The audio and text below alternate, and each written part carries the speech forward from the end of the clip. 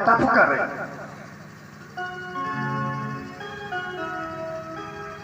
और जब वो तपस्या करे तब मुझे धारण करने की शक्ति आई। जन्नू ऋषि ने यहां से निकाल दी गंगा की, भाई अब मुंह से निकालेंगे तो झूठी हो जाएगी और अधोगति से जाएगी तो बलमूत्र युक्त हो जाएगी, इसलिए यहां से निकाली। इसलिए गंगा का नाम है जाह्नवी। जन्नू ऋषि की कन्या कहलाई वो जाह्नवी। हिमालय से पैदा हुई तो हैमवती, हिमवता प्रभवती, या गंगा हैमवती प्रकीर्तिता। हिमवान से पैदा हुई तो हैमवती, लेकिन अलकनंदा भी उसी का नाम है। और चित्रकूट में जो मंदाकिनी है यह बड़ी तेज से बह रही थी, बड़ी तेज, बहुत तेज गति थी। तो गंगा में बहुत ऋषि मुनि जहाँ समाप्त होने लगे, बह जाए। एक ऋषि आए, सर्वभंग ऋषि। सर्वभंग ऋषि ने कहा कि हमारे महात्मा बहा के ले गए, ये कौन है? आज से तुम इतनी धीमी बहोगी कि जो भी चीज डूब जाएगी वो यही मिल जाएगी, इसलिए उसका नाम मंदाकिनी है। मंद मंद अंकते इति मंदाकिनी, अंक माने चलना, जो धीरे धीरे चलती है। इसलिए चित्रकूट में कोई चीज गिर जाए तो बहना ही नहीं है, वही धरी मिलेगी, चले जाओ। ये रहस्य शास्त्रों के लोगों के पता ही नहीं है, सुनना ही नहीं है। इसलिए मैना गई,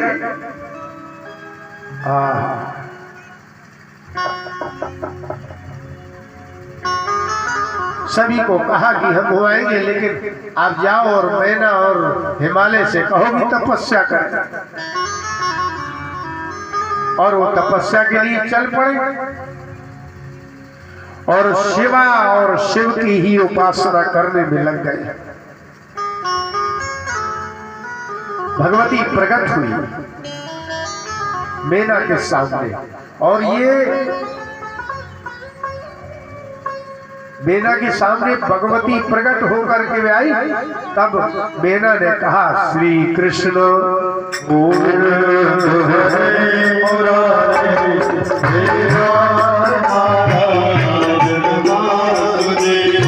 मैना ने कहा, मां आप मेरे यहाँ आएंगे, आप बड़ी विलक्षण है।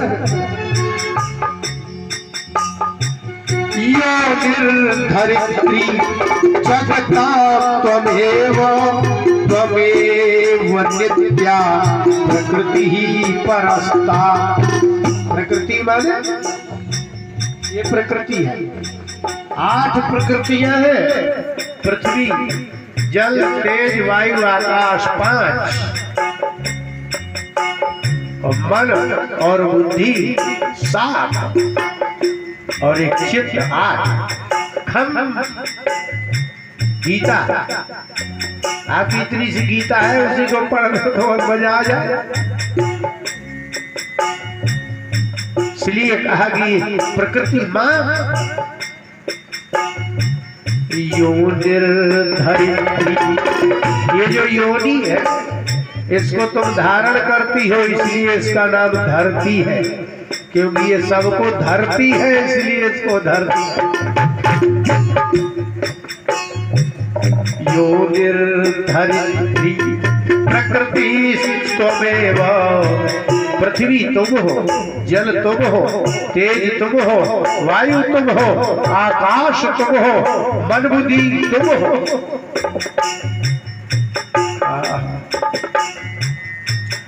और इतना ही नहीं, त्वं दाहिका सूर्य कारस्य शक्ति।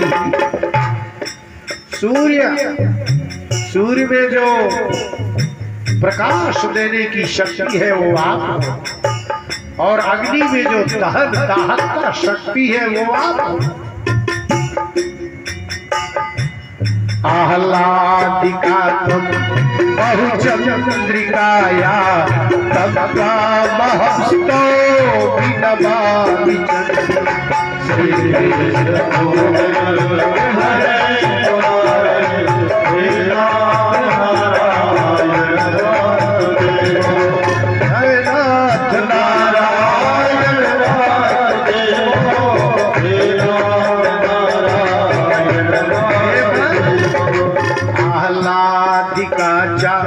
बहुचंद्रिकाया चंद्रमा में रहने वाली जो चंद्रिका चांदनी वो आह्लादक है, प्रसन्नता देने वाली वो भी तुम हो।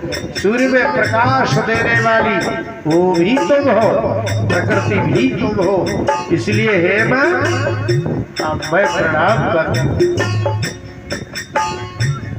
या चेष्ट रूपाणि विधाय देवी सृष्टि स्थितिर्नाशमयी च कर्त्री ब्रह्माच्युतस्था शरीरहेतु साकं प्रसीदाद्य पुनर्नमस्ते।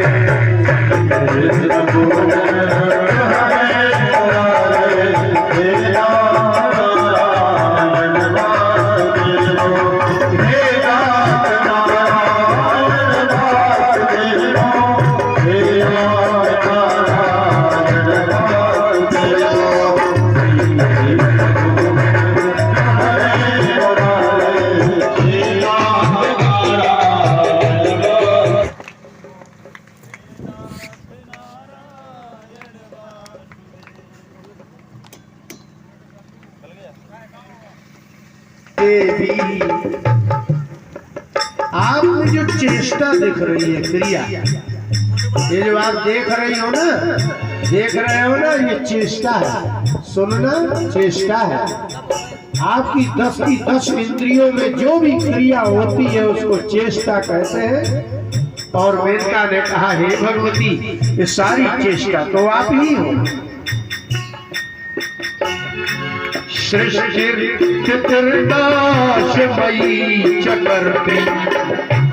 ये जो बच्चे पैदा हो रहे हैं, ये जो घास पात वनस्पति पैदा हो रहे हैं, ये जो अनाज पैदा हो रहा है, ये जो पशु पक्षी पैदा हो रहे हैं, ये सब की सृष्टि और फिर स्थिति।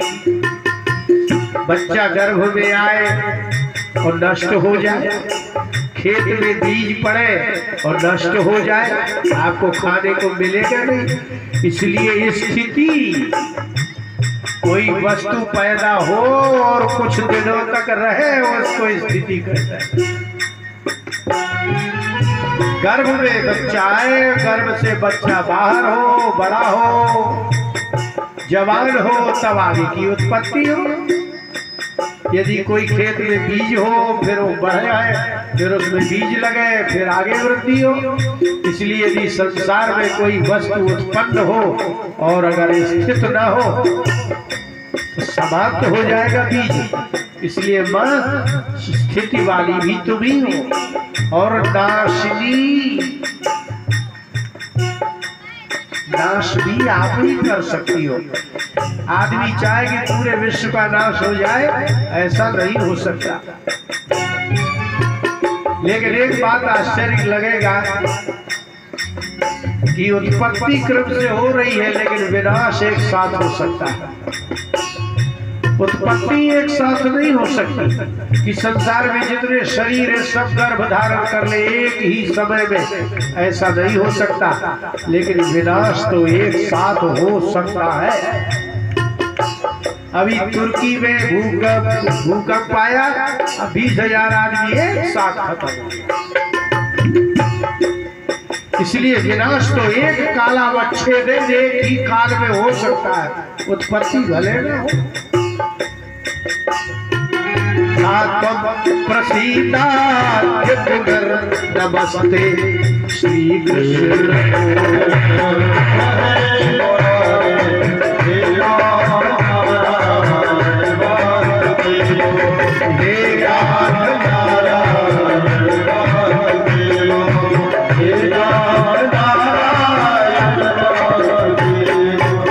कितनी गजब बात। कि आपने बच्चे पैदा किए लेकिन आप मार नहीं सकते। उनके लिए ये खिलौना है। संसार का कोई ऐसा जीव नहीं है जो कीमती हो कि पैदा करे और न मारे। आपके पैदा होने से कोई लेना देना नहीं है सृष्टि का, आपके मर जाने से कोई हानि नहीं है और आपके रहने से कुछ है ही नहीं। आप उत्पन्न हो गए, आप पैदा हो गए तो क्या सोच रहे हैं कि संसार की सृष्टि चला रहे हो आप? यदि आप चले जाओगे तो क्या हो जाएगा? कुछ भी नहीं। बस विवाह हुआ दोनों का, दोनों ने तप किया और भगवती का ध्यान किया, और जैसे ही भगवती का ध्यान किया भगवती का प्राकट्य उनके ही हो गया। सारे देवता आए, उन्होंने बड़ी प्रार्थना की और कहा कि भगवती आपका आना बहुत बड़ी बात है। इस समय क्या है कि हमारे यहाँ तारकासुर पैदा हो गया और उसने ब्रह्मा जी से वरदान मांगा है कि जब तक शिव जी का पुत्र होगा तो ही हम मरेंगे। वो जानते थे शंकर जी को विवाह नहीं करना है, न विवाह होगा न बच्चा होगा। ब्रह्मा जी से कहा कि हम कभी न मरे। ब्रह्मा जी बोले ऐसा नहीं है, होता है, मरना ही पड़ेगा। कोई और कारण बताओ। तो उन्होंने सुन रखा था कि भगवान शिव ने कामदेव को जला दिया है, तो अब बातें खत्म हो गई और शंकर जी बैरागी हो गए हैं। अब बैरागी हो गए तो ना होगा विवाह, ना होगा पुत्र, ना मैं कभी मरूंगा। भगवान बड़े चतुर है और ब्रह्मा जी भी हद करे हैं। एक ने ऐसा वरदान मांगा, न नीचे मरे, न ऊपर मरे, न रात में मरे, न दिन में मरे, न राष्ट्र से मरे, न शस्त्र से मरे, न पशु से मरे, न आदमी से मरे। मुझे बचा कुछ क्या, फिर भी मर गया भी नहीं। एक दैत्य था, उसने भगवान ब्रह्मा की तपस्या की। ब्रह्मा जी से बोला कि हम कभी न मरे। तो बोला कि ब्रह्मा जी बोले भाई ऐसा नहीं है, यहाँ मरना पड़ेगा, ये बात अलग है। तुम कहो 2 दिन और जिंदा रहे, ये बात ठीक है? बोले नहीं तो ठीक है, कोई और उपाय मांगे। बोले एक उपाय है, जिसका मेरे जैसा मुंह हो वैसी से मरो।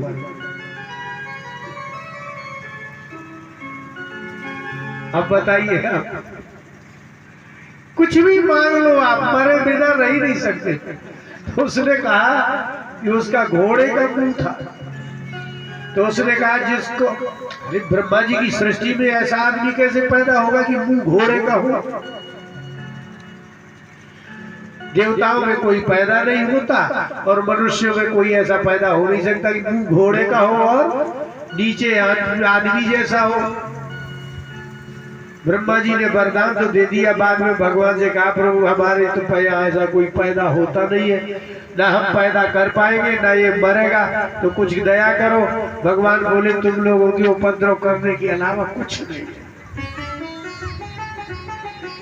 लेकिन आपको ऐतिहासिक बात बता रहे हैं, आज तक भगवान नारायण ने किसी दैत्य को वरदान नहीं दिया और आज तक किसी ब्रह्मादि देवताओं ने किसी भक्त को वरदान नहीं दिया,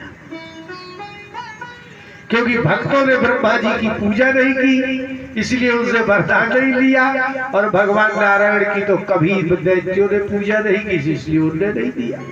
भगवान अच्छे नहीं लगते, मारते हैं। तो ब्रह्मा जी ने कहा कि हम तो कहे आए कि जिसका घोड़े जैसा मुंह होगा उसी से मृत्यु होगी। भगवान बोले कि मेरी आफत है, मुझे ऐसा बनना पड़ेगा कि आधा घोड़ा आधा आदमी। हिरण्यकश्यप के लिए बने ऊपर शेर, नीचे आदमी, इसलिए भगवान ने फिर एक घोड़ा बने। एक दिन क्या हुआ कि जा रहा था हयग्रीव, उसका नाम था हयग्रीव। हय माने होता घोड़ा, घोड़े जैसी ग्रीवा। जा रहा था तो भगवान वहां से वैसे ही चले आए। हयग्रीव सोच में पड़ गया कि ये मेरे जैसा क्यों लग रहा है। आमना सामना हुआ। भगवान ने कहा, भगवान से बोला तुम कौन हो? भगवान ने कहा तुम कौन हो? बोले मैं हयग्रीव। बोले मैं भी हयग्रीव। भाई मेरे भी घोड़े जैसा मुंह है और तुम्हारे जैसा घोड़े जैसा मुंह है। तो दैत्य ने कहा लेकिन मैं तीनों लोगों का राजा हूँ। भगवान बोले हम भी तीनों लोगों के राजा हैं। एक राज्य में 2 राजा नहीं हो सकते। भगवान ने कहा हाँ नहीं हो सकते। हयग्रीव ने कहा तो फिर दो में से किसी एक को मरना पड़ेगा। भगवान बोले बिल्कुल मरना ही पड़ेगा। जैसा वो कहता गया भगवान वैसे ही कहते गए। बोले तो फिर तुम्हें युद्ध करना होगा। भगवान बोले बिल्कुल करना होगा। और लड़ गए तो भगवान ने घोड़े के इंजन से ही उसके घोड़े के मुंह को मारा। इसलिए भगवान बड़े विलक्षण है।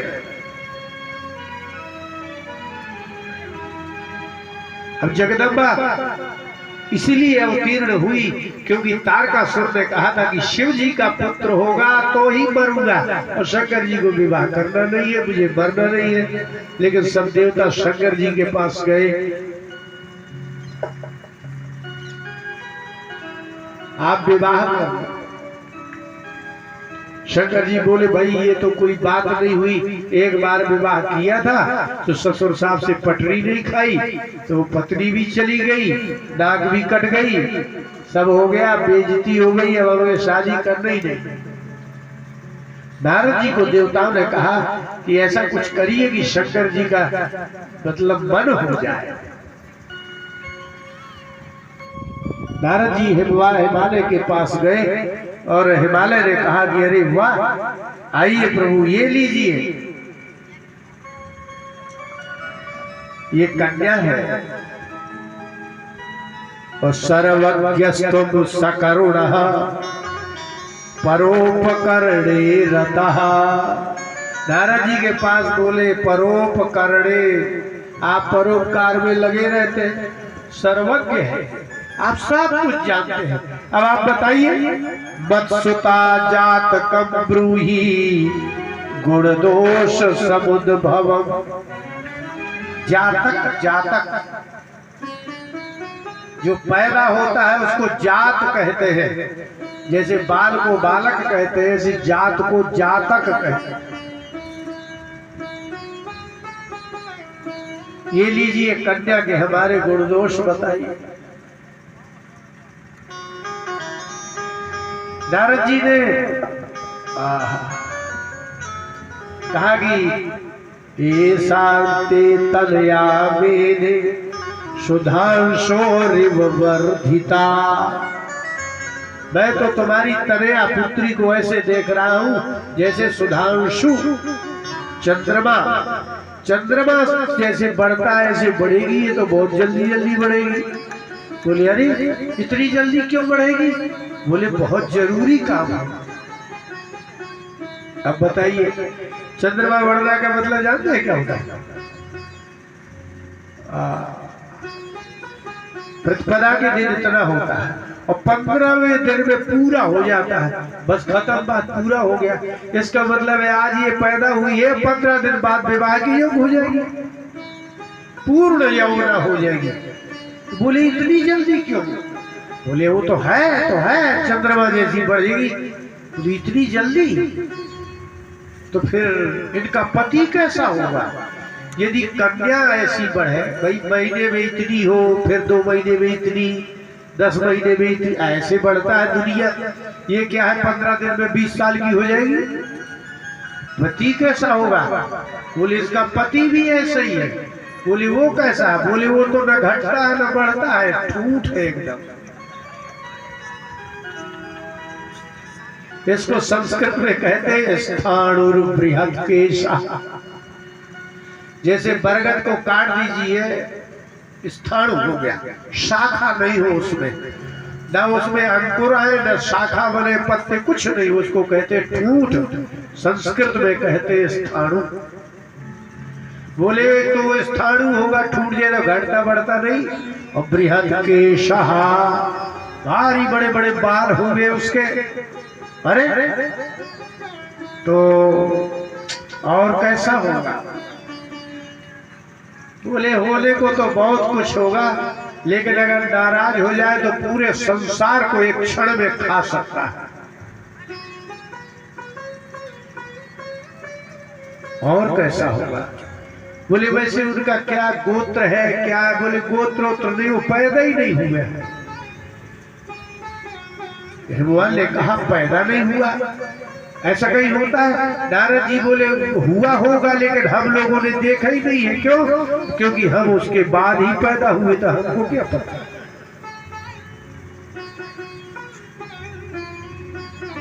ये कैसा है? शिवः सर्वेश्वरः सेव्यो विकारी प्रभुरव्ययः। वो अव्यय है, अविकारी है। बोले तो ऐसे आदमी से तो शादी ही करना ठीक नहीं है। बोले क्यों? बोले शादी तो करता ही वही है जो बेकारी होता है।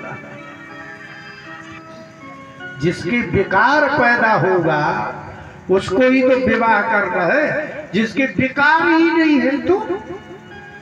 इसलिए जो बेकार होता है वही शादी करता है। जिसके बेकार ही नहीं है तो बेकार ही नहीं है। इसका मतलब है जिसके बेकार है वही बेकार है। और शिव जी क्या है? बोले अविकारी है। लेकिन अब कुछ और ही करना होगा। तो अब क्या करें? बोले कि अब कन्या से कहो कि वो तपस्या करेगी। बोले तपस्या क्यों करना है जब निश्चित है कि ऐसा पति मिलेगा तो बिना तपस्या के भी मिलेगा।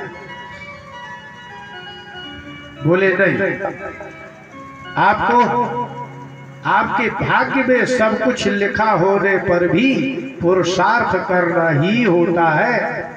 मान लीजिए आपके भाग्य में लिखा होगी यहाँ खोदोगे तो पानी मिलेगा।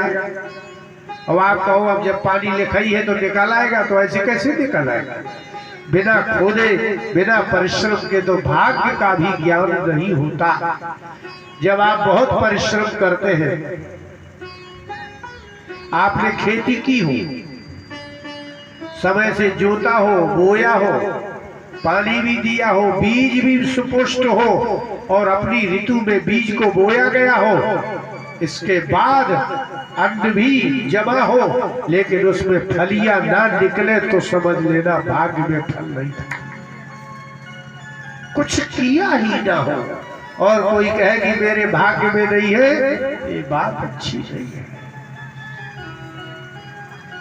इसलिए शिव की प्राप्ति होगी लेकिन इसको तो विवाह करना ही है। लेकिन फिर भी तपस्तप्त्वा, पार्वती से कहोगी तप करें। पार्वती जी ने कहा कि हमको अच्छा लगा, अब हम जा रहे हैं तपस्या करेंगे। कछु दिन भोजन वारी बतासा,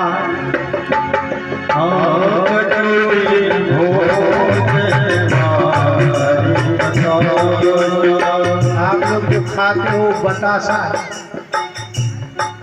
वो नहीं है, वो जो मीठे मीठे आते हैं, बतासा वाले होता है हवा।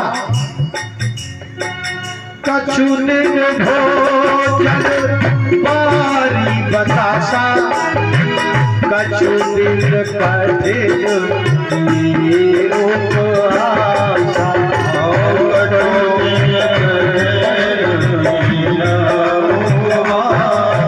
कुछ दिन तो माता जी ने बड़े हवा पीती रही, कुछ दिन भोजन किया, फिर कुछ दिन हवा पी और फिर वो भी छोड़ दिया। और ये जब सब हो गया,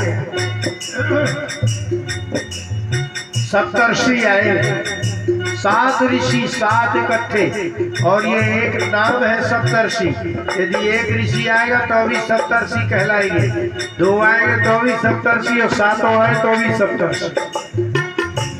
वो आए, उन्होंने कहा कि आपको किसने उपदेश दिया? तो शंकर जी से विवाह करते।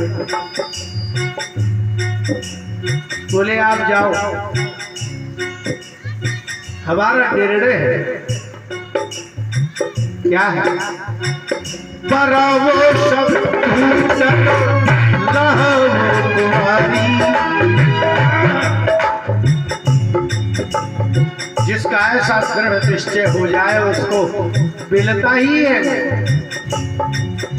ऋषियों से कहा वो सब तुम्हारी, अभी की बात नहीं है। या तो शंकर जी से विवाह होगा, नहीं तो कुमारे रहेंगे। और बोले नहीं मिले और मर गए तो कोटि जन्म लगी रगरवा,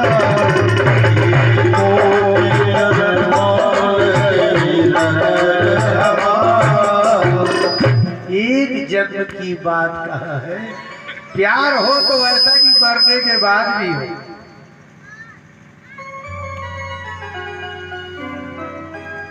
पार्वती जी ने कहा कि आप इस भ्रम में मत रहे, अगला जन्म भी होगा तो ऐसा ही होगा। इस जन्म में नहीं मिलेंगे तो अगले जन्म में मिलेंगे। हमारे शास्त्रों में प्रेम की अद्भुत उदाहरण है। पार्वती जी का भी यह प्रेम एक अद्भुत उदाहरण ही है कि यही निर्णय है कि इस जन्म में नहीं तो करोड़ों में सही, और करोड़ों में भी यही स्मृति रही तो हम शिव जी का ही साथ विवाह करेंगे। और इतना ही नहीं, कुंवारी ही रहेंगे। शिव जी ने विचार, नारद जी ने जाकर के शिव जी से कहा कि आपको कुछ पता है? शिव जी ने कहा क्या? हमें नहीं है पता। बोले तो आपको पता नहीं हो तो पता कल सुन लो। पार्वती जी तपस्या कर रही है और उनका निर्णय है कि यदि होगा विवाह तो बस आपसे ही होगा, नहीं तो किसी से नहीं होगा। और मेरे इच्छा तो ये है कि आप ही जाओ, स्वयं पार्वती जी का परीक्षा ही क्यों नहीं ले लेते?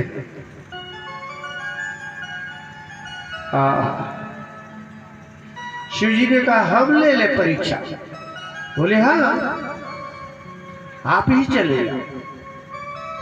और उनसे वो सब कह सकते हो, जैसे भगवान कृष्ण के यहाँ गोपियां आई थी, भगवान ने कहा कि चलो ठीक है, देख लिया रात हो गई अब चली जाओ यहाँ से। जो प्रेम की परीक्षा में पास हो जाए ऐसे लोग बहुत कम हैं, और यदि विवाह हो जाए तो सदा के लिए प्रेम करते रहे ऐसे लोग भी बहुत कम हैं। क्योंकि एक तो प्रेम होता है विवाह के पहले, लेकिन विवाह होने के बाद फिर प्रेम नहीं रहता। और ये संसार का प्रेम है और ये तो भगवान का प्रेम है, कोई साधारण नहीं है।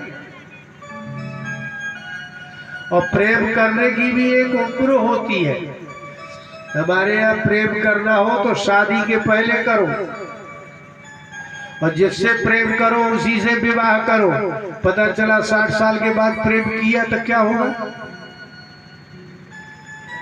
और कई लोग कर लेते हैं तो क्या होता है? एक दिन पेपर में आया था, आप लोग बम्बई में थे, उसमें लिखा था कि लड़के ने अपनी माता का दूसरा विवाह करवाया। पढ़ा था?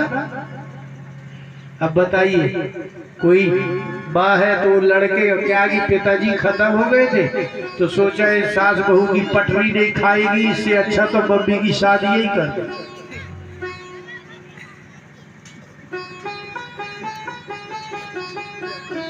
अपने यहाँ तो ये ना गाँव में कि हमारी पत्नी को, हमारी बहन को, हमारी माँ को कोई दूसरी नजर से जिंदगी भर देखे तो झगड़ा हो जाए। वो पुत्र कैसा होगा जिसने अपनी माँ का 55 साल की उम्र में विवाह करा। इसलिए बड़ी उम्र हो जाए तो ये सोचना चाहिए जिंदगी सब गई, जिंदगी सब गई, बीच में बिगड़ जाता। जिंदगी सब गई थोड़ी ही तो रही, क्या बिचारे। अगर 80 साल की उम्र होती है तो कितने बचे? और यदि 60 की है तो कितने बचे? यदि 70 की, एक मिनिमम टारगेट निकाल लो आप। वैसे आपके गांव में 100 साल के कितने लोग हैं?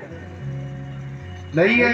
100 साल के होके कितने मरे हैं ये भी नहीं है पता, कोई नहीं मरा। इसका मतलब 70-80 में खेल हो जाने वाला है, तो अब कितनी बचे? जिंदगी सब गई थोड़ी ही तो रही, क्या बिचारे अब लगेगा तू कैसे किनारे।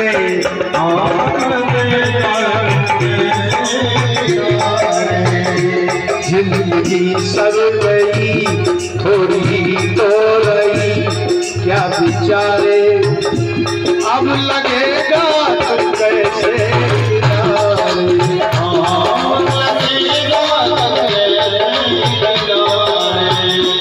जिंदगी सब गई